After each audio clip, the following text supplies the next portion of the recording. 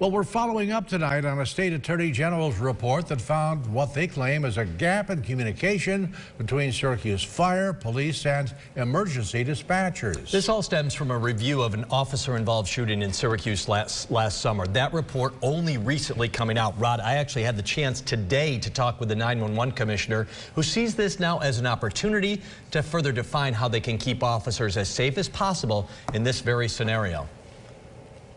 When something like that would happen, we, somebody comes down and makes sure the commissioner is notified immediately, and I remember that day very well. Julie Korn had just barely started her job as the new 911 commissioner when this all happened on West Calthrop Street in Syracuse last June. Dwayne Watkins had dialed 911 because he was having trouble breathing. This is video from a municipal camera showing Syracuse firefighters having arrived, then taking cover behind their truck because as they approached, Watkins started waving what appeared to be a pistol at them.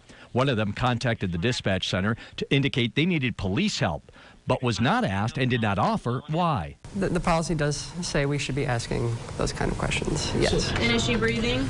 But Korn says there's a lot that goes into every call, every emergency dispatch, and no one policy dictates every single second of these fast-moving situations. The Attorney General's report cleared the SPD officer of the shooting, but questioned why he wasn't informed of the reason firefighters needed his help. What's tricky is, they're always keeping first responder safety in mind.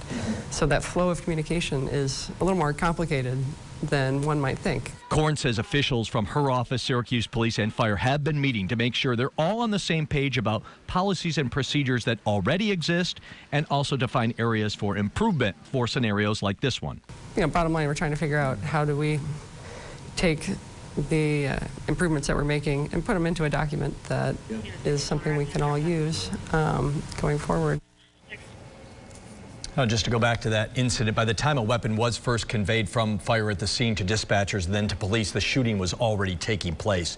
Now, Korn calls the work of the three agencies a priority for each and every one of them involved, but says she can't discuss the specifics of what they're working on in order to best preserve officer safety in the future, Rod.